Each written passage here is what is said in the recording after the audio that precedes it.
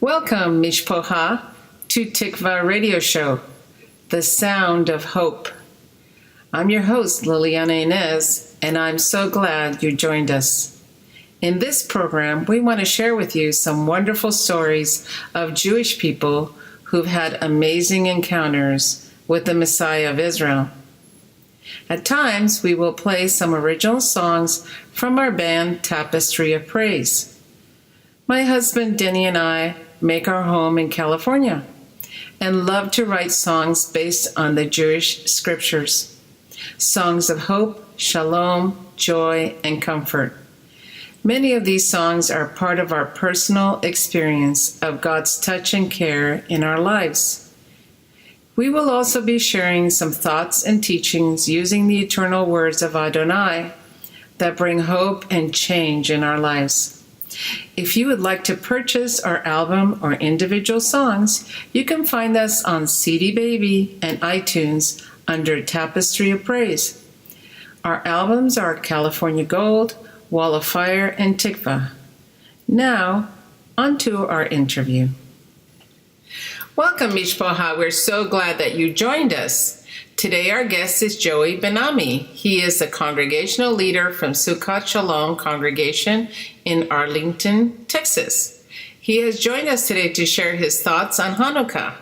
Welcome to Tikvah Radio Show, Joey, and we're so glad to have you back with us. Thank you, Liliana. It is a pleasure to be back with you. Awesome. So, we'd love to hear from you about Hanukkah. Can you share briefly for our audience the story of the Maccabees, the story of Hanukkah? Absolutely. Well, we can tell this story at different levels. You know, we can tell it to children. I have 6 kids. So Hanukkah is usually a story about chocolate and about candles and about donuts, and but then it's a story about heroes, the heroes of our faith, the preservation of our faith and our values, and then it can be a little deeper story into the meaning of Israel and how do we preserve our story. Hanukkah really is it's a historical event that took place about 200 years before the Common Era, or the time of Yeshua. And it really was an all-out assault and invasion by Greek forces into what at the time was the nation of Israel, and how they fought back really this world power with nothing more than stones and sticks, literally. And how they experienced really a miraculous victory in ways that we get to feel the effects of it even 2,000 years later. So, what can you tell us, in your opinion, what kind of people do you think the Maccabees were? What's the picture that you get from their story? Well, first of all, they were priests. That's the most basic thing that will help us understand their mindset. You know, why did they go in such a turn of events, so to speak, that they would go into war with a world power? You find the explanation to that in the fact that they were priests, understanding the zeal for the house of God, for the presence of God, for the covenant between God and Israel.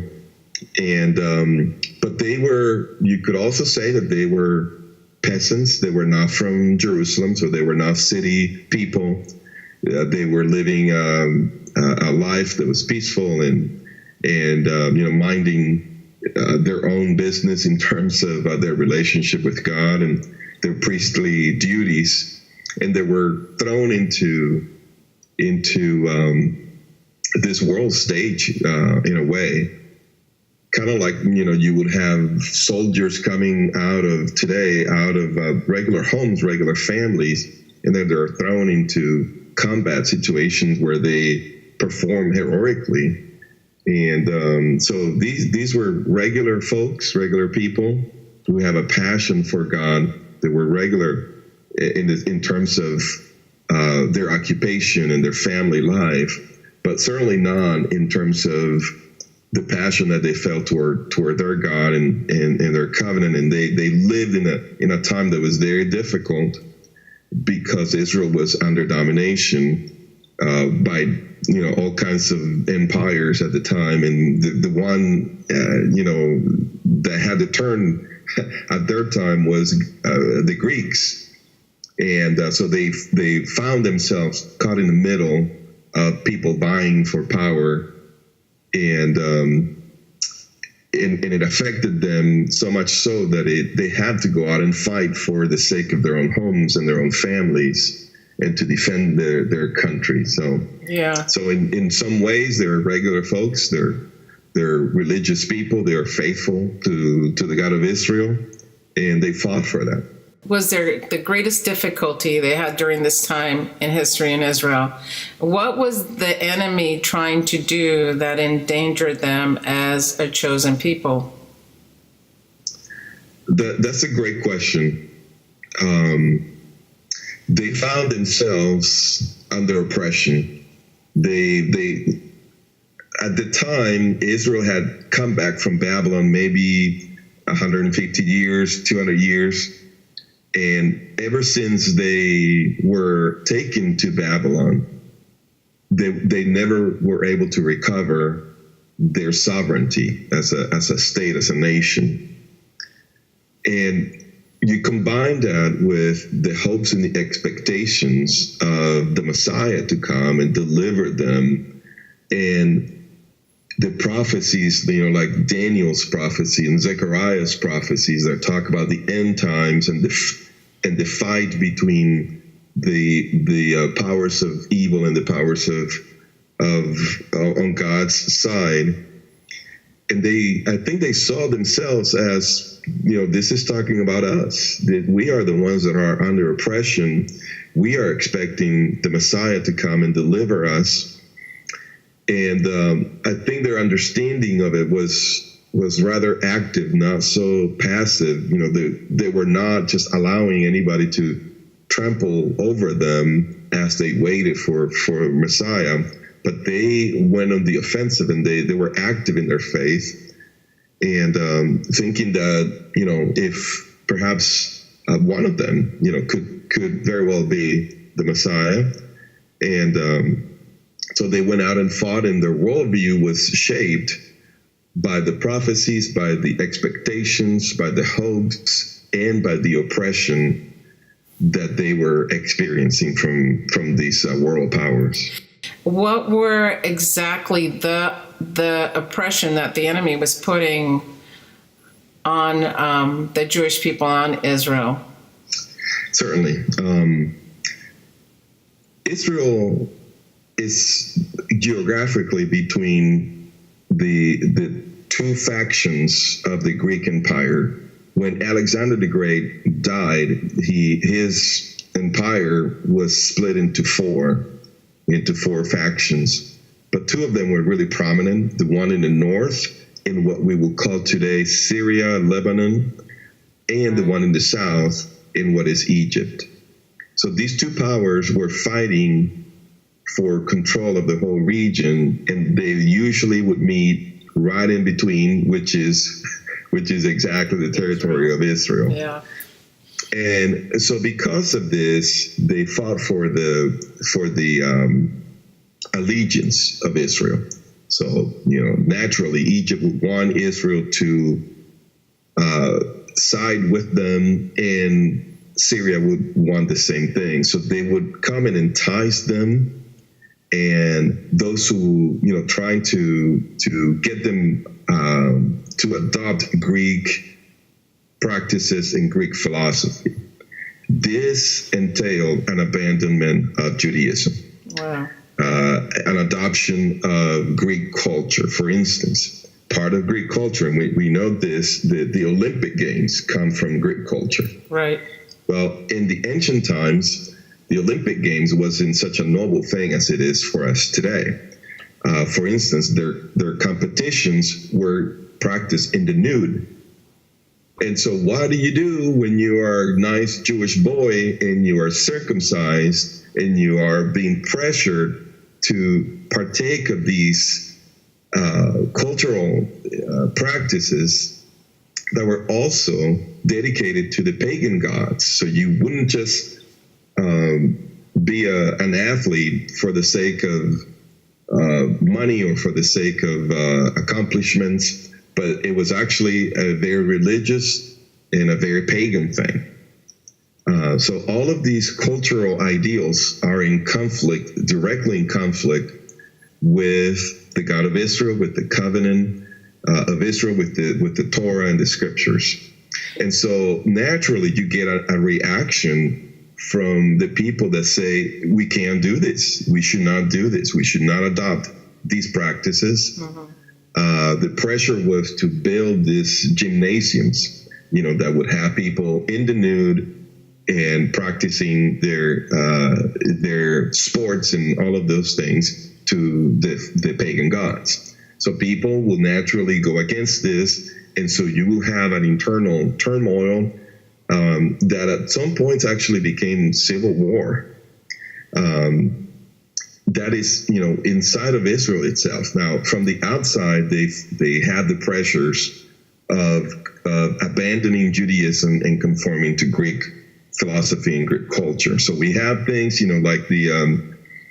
like our games that we play at Hanukkah with the dreidels and the gelts, and well, these things come from attempts by the Jewish people to practice Judaism in hiding. So they will pretend that they were playing games, and when the Greeks were looking, and when they were not looking, then they will pull out of the scrolls and Torah, and they will study Torah, and trying to preserve their lives, and at the same time remain faithful to God's covenant. It reminds me of the story of the Spanish Jews who would convert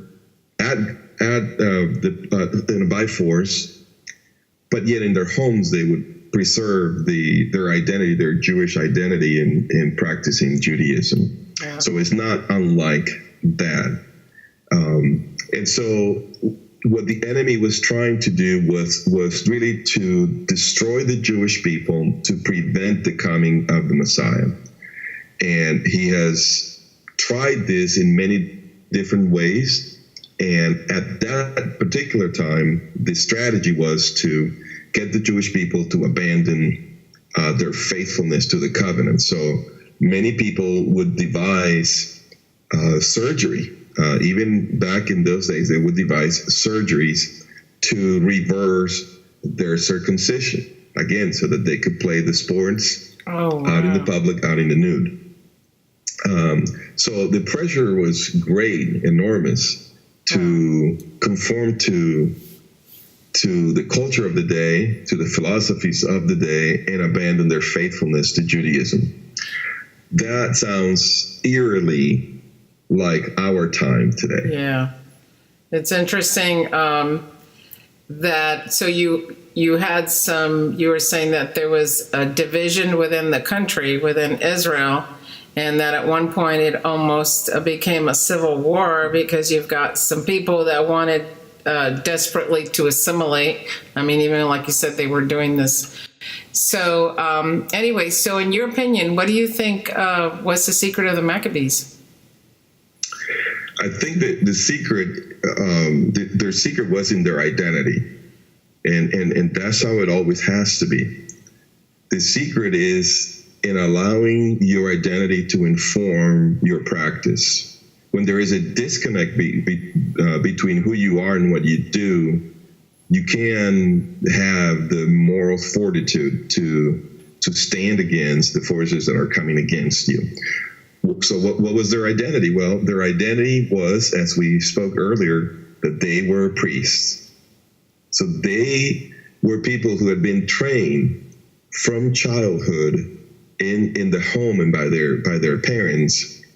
They were trained to appreciate the presence of God, to understand and discern how and why they should live a holy life to remain and keep themselves qualified to be able to serve in the temple. So their worldview was really the book of Leviticus as priests. So understanding what makes a person clean and unclean, what makes a sacrifice qualified and acceptable or not, and what is the meaning of, going to the temple, worshiping God, offering a sacrifice, and some of the sacrifices were of such nature that the person who offered the sacrifice was able to actually eat part of it. Certainly the priests were able to eat of the portions of many of the sacrifices, and these meats were holy. They could bring up, some of them, they were able to bring them home. Some of them, they had to eat them in the temple. So if you're going to bring meat that is holy to your home, for instance, at Pesach, during the time of Passover, yes, you need to know then what makes things clean or unclean. So that you know who in your home is clean and who is unclean, who is able to partake of the meat and who is not. So all of this worldview, deep ingrained in them, you just can't turn your back to that. Once you grow up this way and you're training, and this is so deep inside of you. That's why I think that their moral fortitude came from their identity, from who they knew who they were, not only for themselves, but the identity they received from God himself, as priests, as descendants of Aaron, the Kohanim, the priests. The knowledge that you have a destiny for which God has chosen you, and there is a reward waiting for you because of your faithfulness to that calling and that destiny, that has tremendous power. That propelled them, like I said, to fight a world power, literally with sticks and stones. Yeah, that's pretty amazing. And all of it based on a book, really. Yeah. and based on a God that they never saw, but they knew, they had the faith, they knew this was the true God, and they needed to remain faithful to him. Do you feel that also gave strength to Israel as they saw the Maccabees rising up to do the right thing? Now, we're going to go back a little bit as to what actually happened that sparked their rising up and saying, okay, this oppression has to stop. Yes, and for those who want to obviously pursue a more detailed understanding, you can read it in the story in all of its details in the first book of Maccabees, and you can search this on the internet and you'll find it and read it. And it's a long book, and it's actually more than one book. You have several books that bear the name of the Maccabees that tell the story not only of what happened at that particular junction, but even what happens later on with their families. But basically, it's the story is that of the oppression becomes personal, becomes too personal, and so there's the family, the Maccabees, this priestly family of this man with his sons, and it becomes personal to them. The fight comes to their town, the pressure to assimilate comes to their town, and some of the people around them are deciding to side with the Greeks and forfeit their covenant faithfulness to God and to the Torah. And so this family, the Maccabees, they take it upon themselves to gather a small army of their neighbors and their people from their towns and surrounding towns, and they go to the woods, and they refuse to accommodate the demands of the Greeks, and they begin to have a warfare with them and armed confrontation with them, and they begin to win. They have strategies, and they are strategic because they know that numbers wise, and weapons wise, they can't match the armies of the Greeks, and so they devise all kinds of strategic ways of doing warfare, and unconventional warfare, we would say today. And they begin to experience victory. So this actually becomes very inspiring to the people around them, to the Jewish people around them, and they begin to join, and so until they get to a decisive battle, and surprisingly they defeat the Greeks. The Greeks decide not to pursue war with them any longer, and they go back. And now what set the whole thing into motion is these are the two nations that are fighting over the territory of Israel, the ones in the north and the ones in the south, the Syrians and the Egyptians. In their back and forth, the king from the north, from Syria, he comes down and he goes into Egypt, and he goes to fight, and he loses the battle. And so on his way back home, he has to go through Israel, and he takes out his anger and his vengeance. He takes it out on Israel, and he goes into the temple, and he wants to submit the Jewish people under his iron fist. And so he decides to no longer tolerate the half obedience of Israel, the rebellion that was the response to the demands of the Greeks. And so he decides to do something that was the absolute worst that he could have ever done to humiliate the Jewish people. So he goes into the temple and he destroys the temple. He brings in an image of his god, of Zeus. He places it in the temple. He offers sacrifices of pig and blood on the altar. And this is the event that just sets the whole nation into a reality check, and to decide that they need to fight this back. Right. And they did, and they won. They expelled them.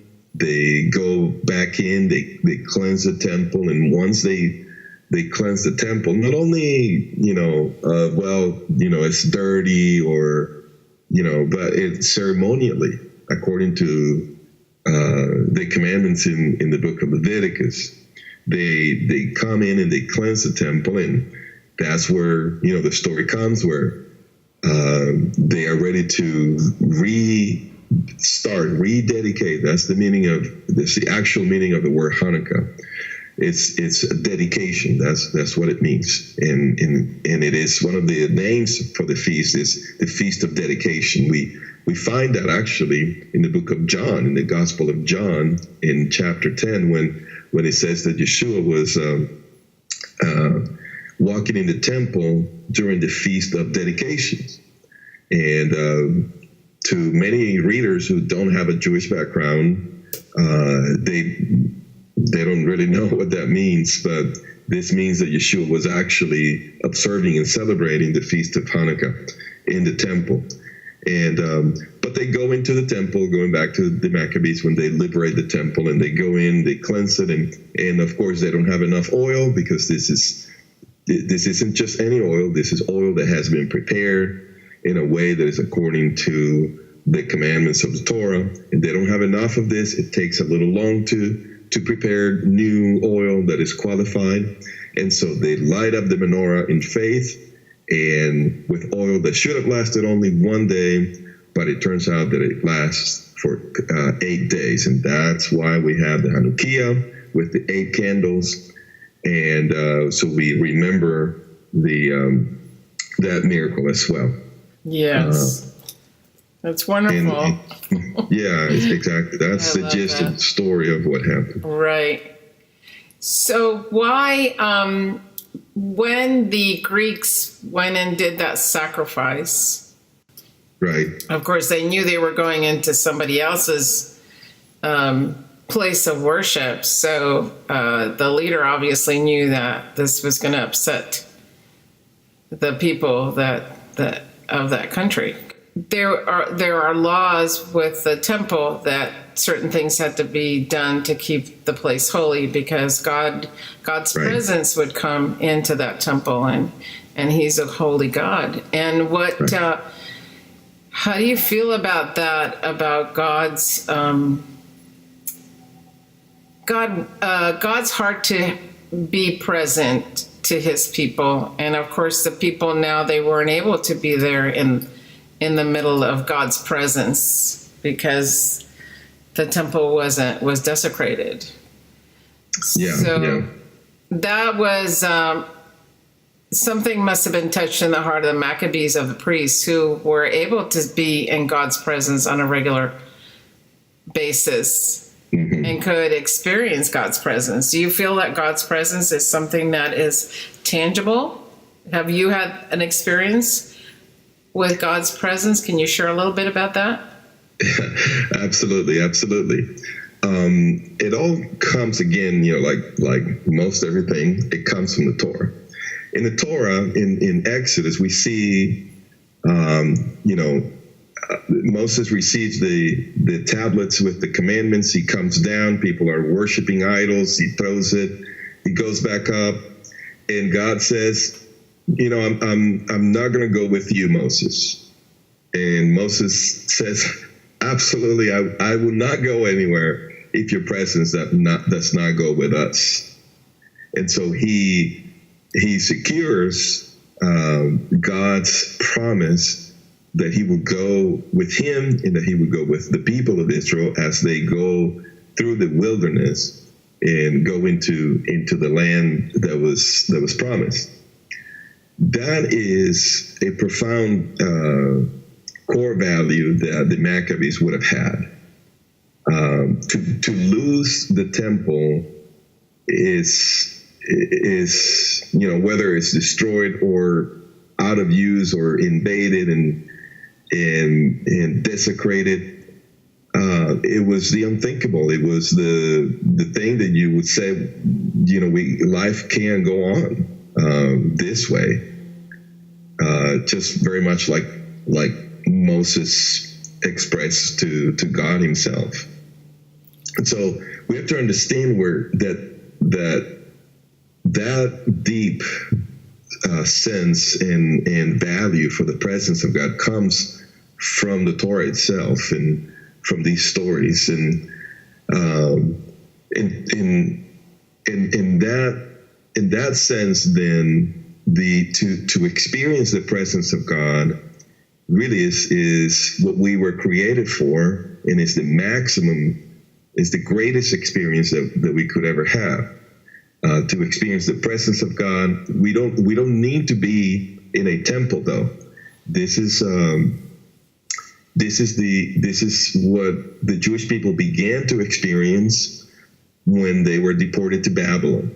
They organized, and that's where the synagogues came from, where people gathered together and they prayed. They were able to pray the same prayers that they prayed in the temple. They were able to convert them into the synagogue liturgy, and so reenact, so to speak, what the temple would have been like.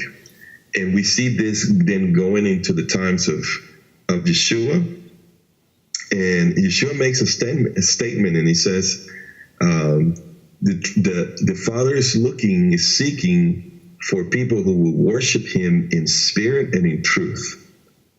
So he has given us the Spirit of God, in which we experience the presence of God and we're able to worship him. And then the New Covenant Scripture makes it clear that we are the temple of God, not in replacement of the physical temple that is still yet to be, even today, on the Temple Mount in Israel. That would never be replaced. But what it is that in addition to that temple, we ourselves are also the recipients of the Spirit of God and the presence of God.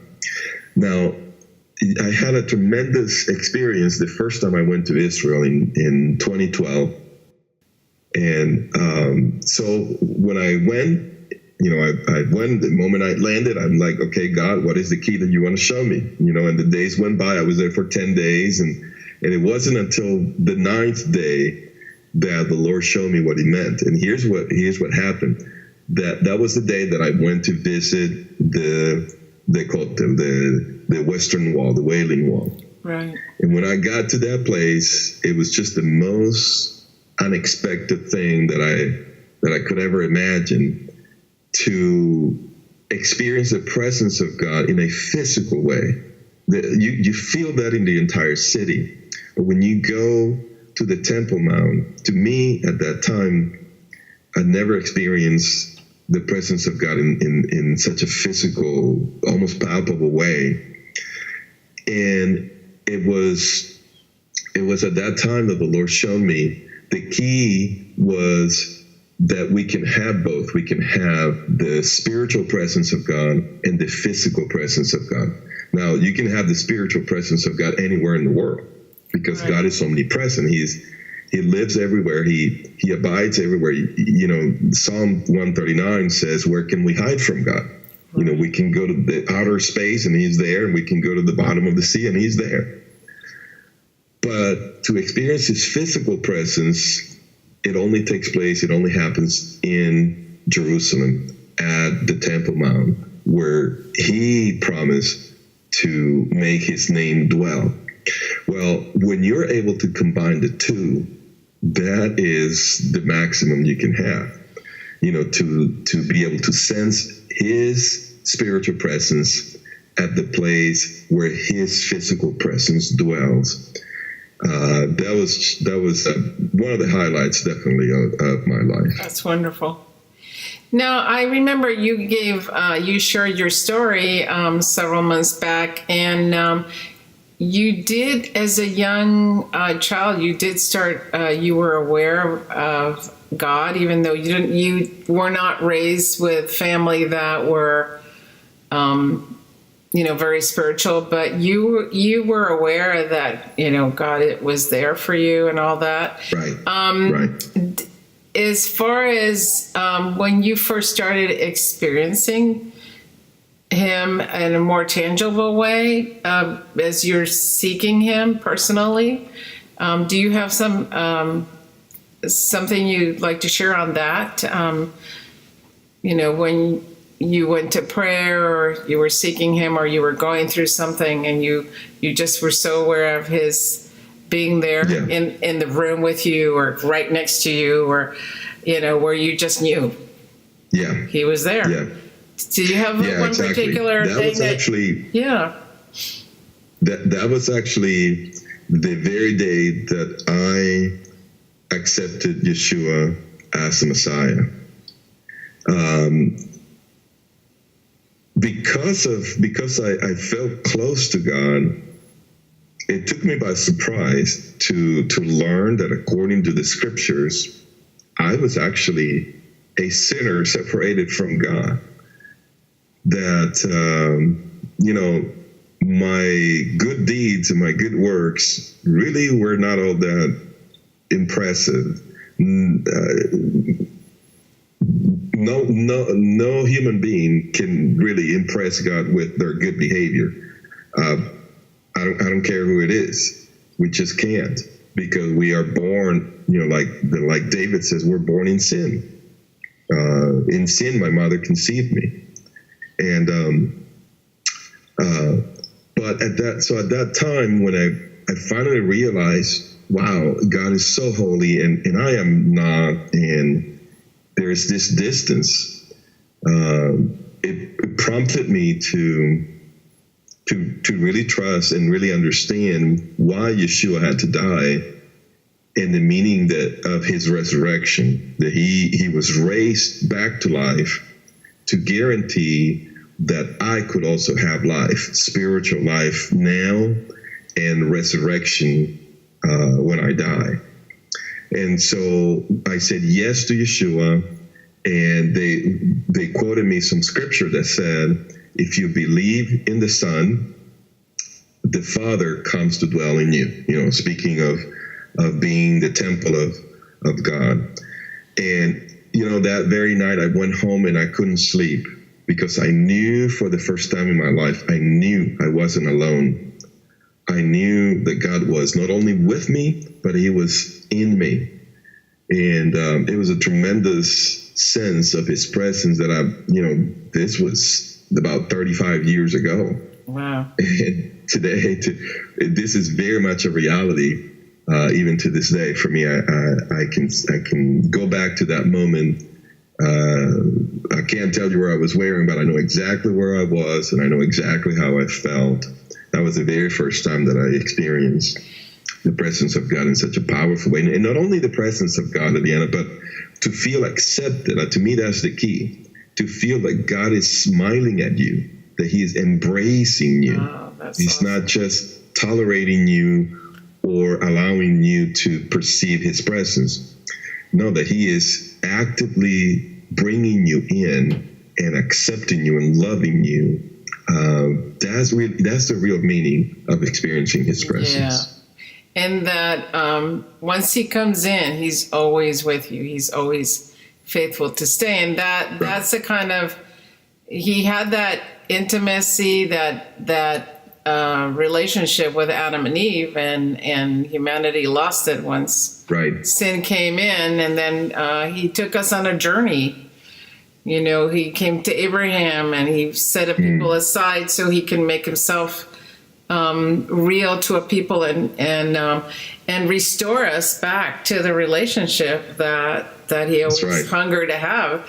And so it's not only that we need to have a wonderful relationship with God, but God desires to have a relationship with us, which is amazing because he's God. Why would God need us human beings? But he loves having us close to him, and he created us to be that way. And so that's so neat that you shared. And I know it has to be, it's hard to explain when you have an experience with God.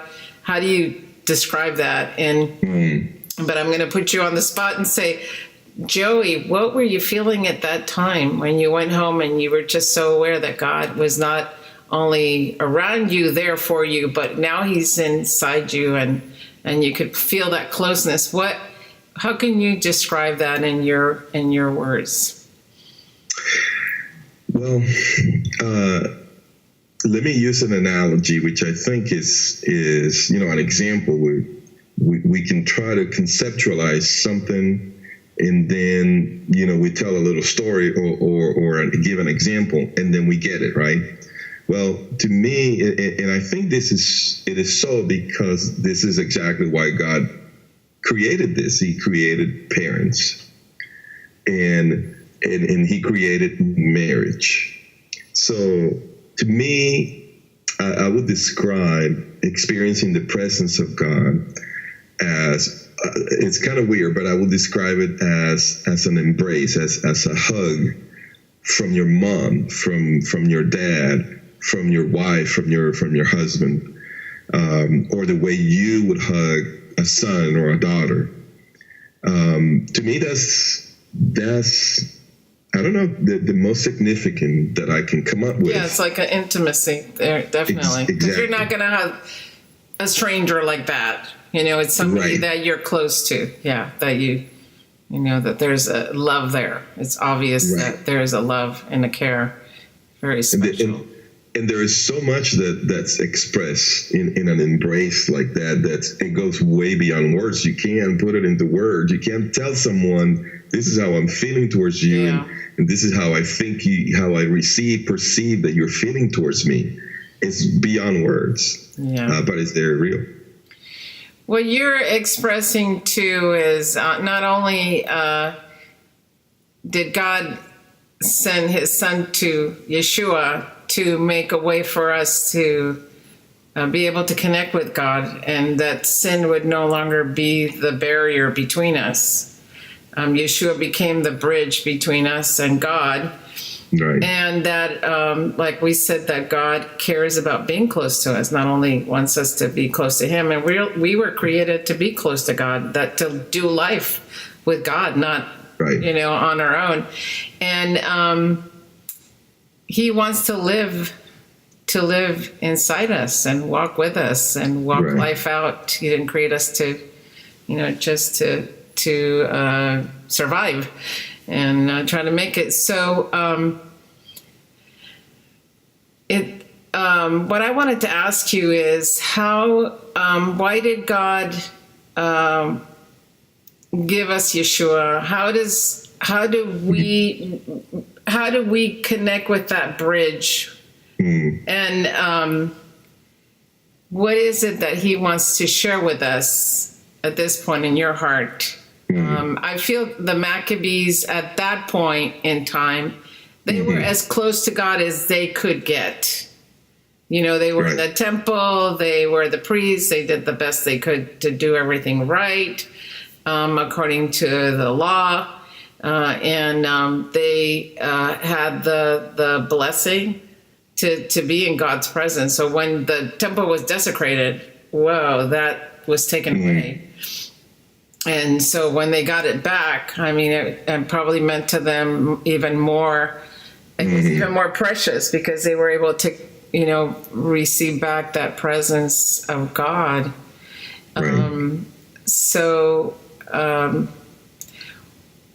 What does God want to tell us through all of this? What is his heart for the people that are listening right now? Great question. Really, Yeshua is the lover of Israel, is the lover of our souls. He's the lover of all of humanity, but it's to the Jew first. He's the Messiah of Israel, promised to Israel and through Israel to everyone in every nation.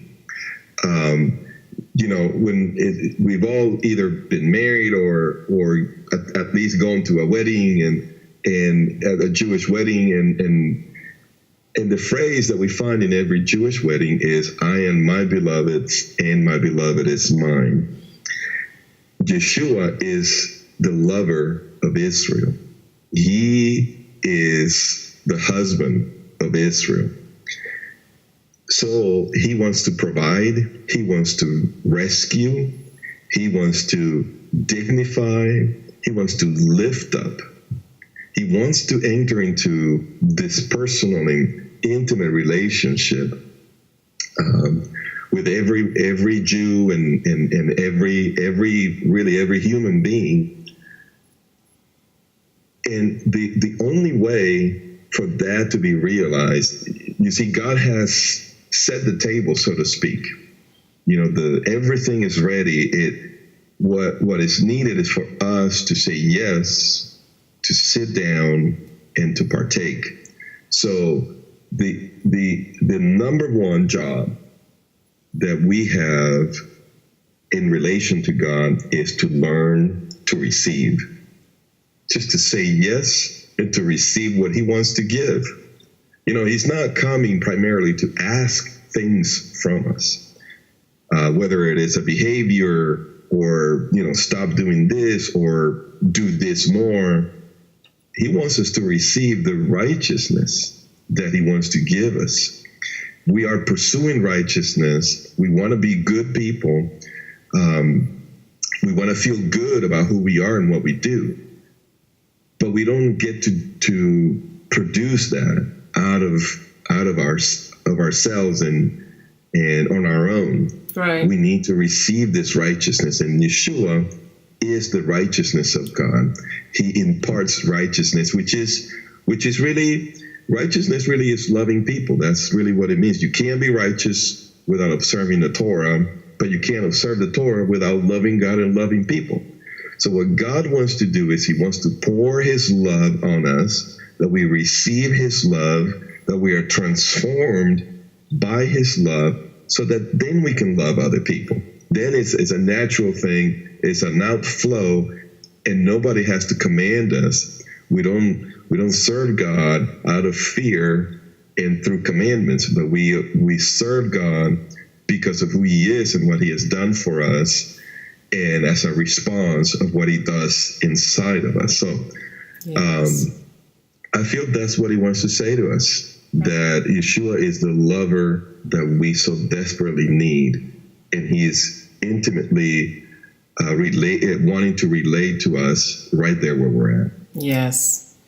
We are just about done with our time. Would you like to guide our listeners in a prayer for anyone there that's ready to receive Yeshua as their Messiah? Absolutely. I would be delighted to. In fact, there's a Jewish prayer that I think is the appropriate way to receive the Messiah, obviously.